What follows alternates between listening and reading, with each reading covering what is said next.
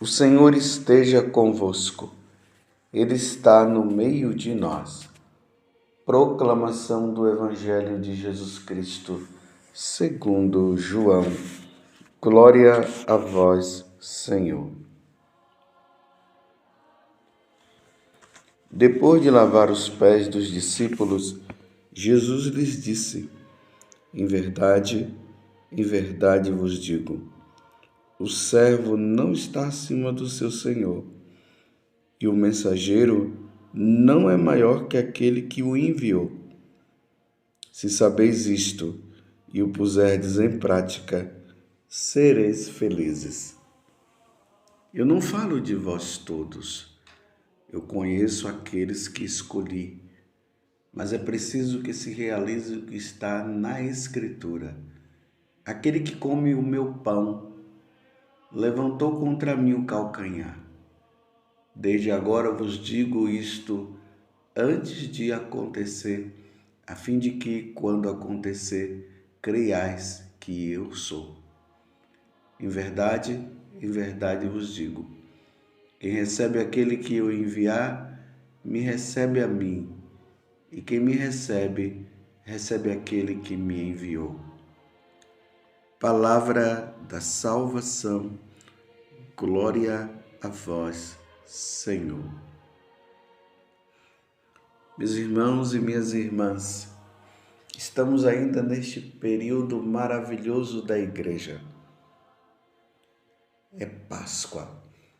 É Páscoa para mim, é Páscoa para você. A Páscoa do Senhor. Jesus nos convida neste tempo, convida toda a igreja a celebrar com alegria este tempo. 50 dias falando para essa ou para aquela pessoa, Feliz Páscoa, Feliz Páscoa. Esse aleluia que é cantado, que foi cantado naquele sábado santo, nós percebemos que ele é sempre acrescentado na liturgia. Aleluia, aleluia, aleluia. Essa expressão de louvor que brota do nosso coração. Ele ressuscitou verdadeiramente e Ele está no meio de nós. Ele ressuscitou verdadeiramente como Ele havia dito. E isso nós cremos.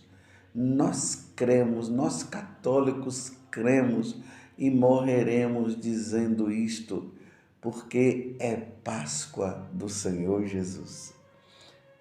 Estamos no capítulo 13 do Evangelho de São João, sabendo que esta passagem ela acontece dentro do mistério da última ceia, que eu estou sempre lembrando para você que a última ceia, na última ceia, aconteceu a primeira missa.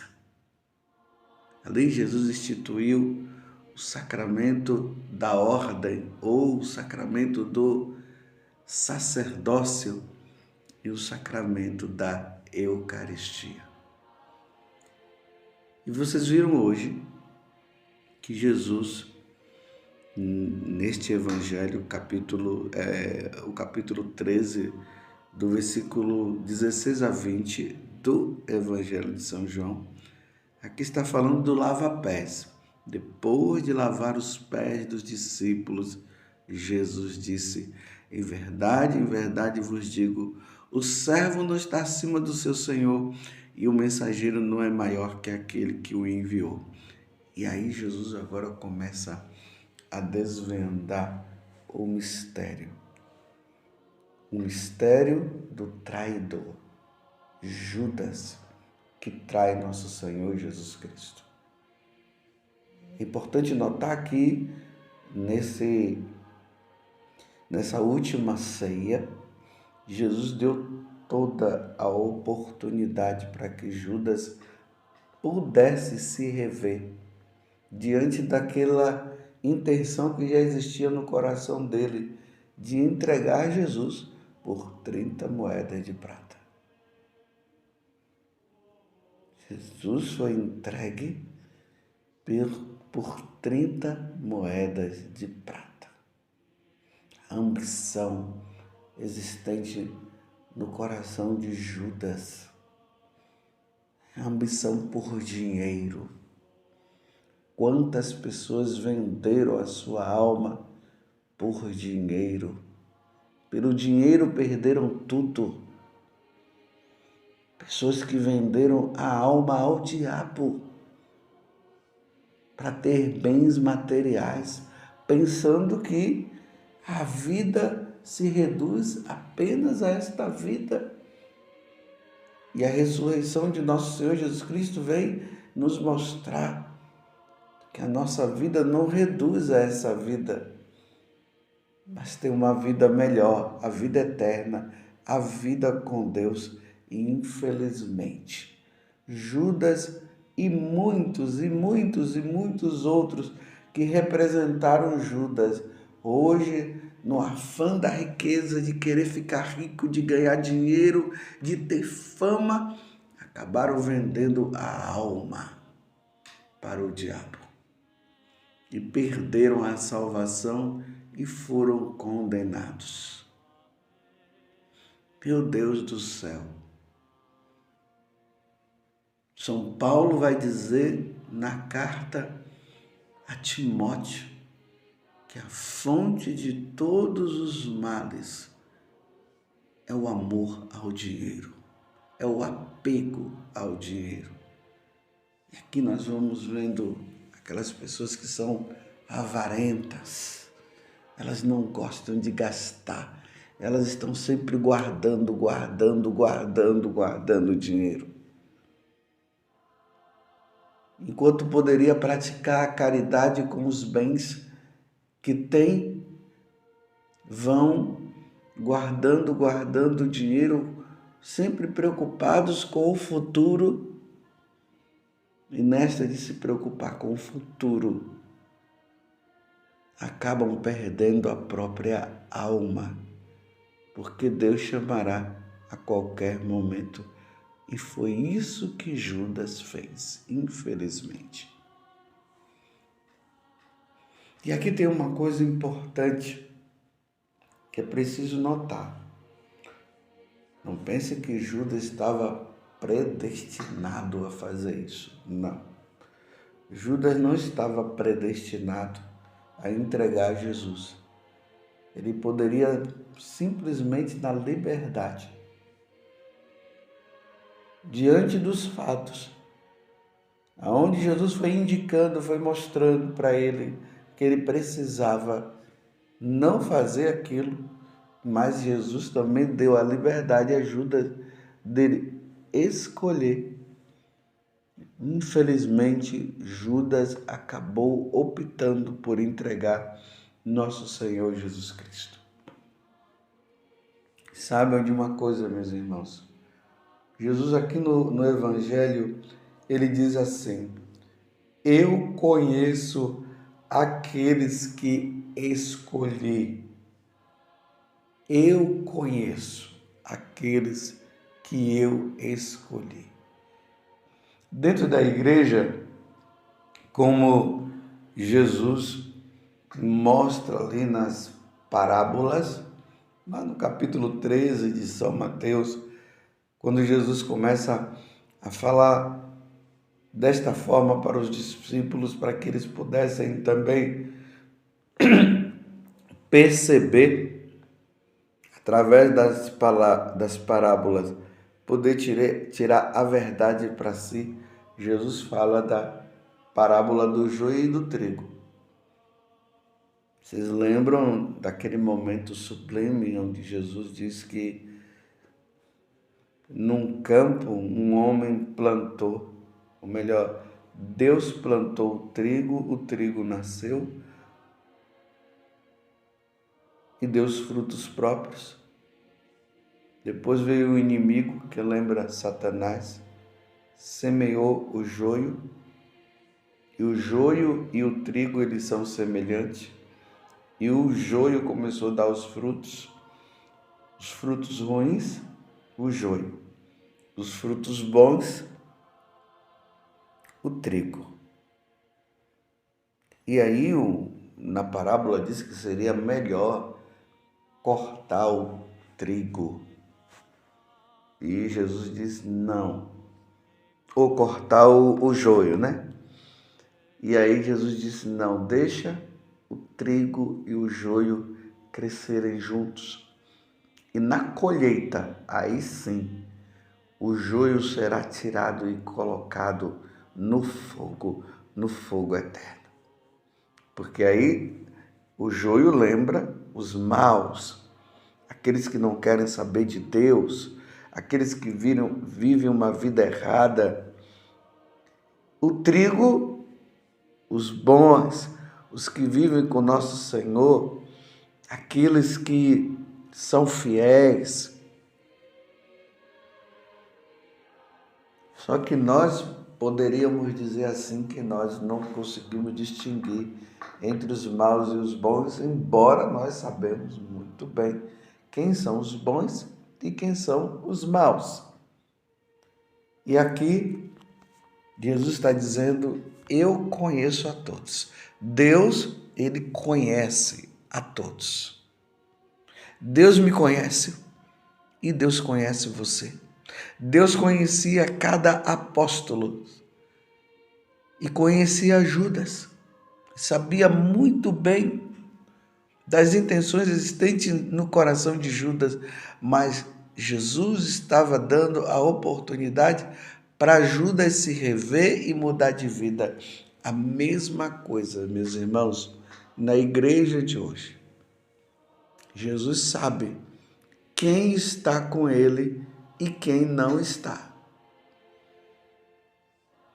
Quem está se usufruindo da igreja para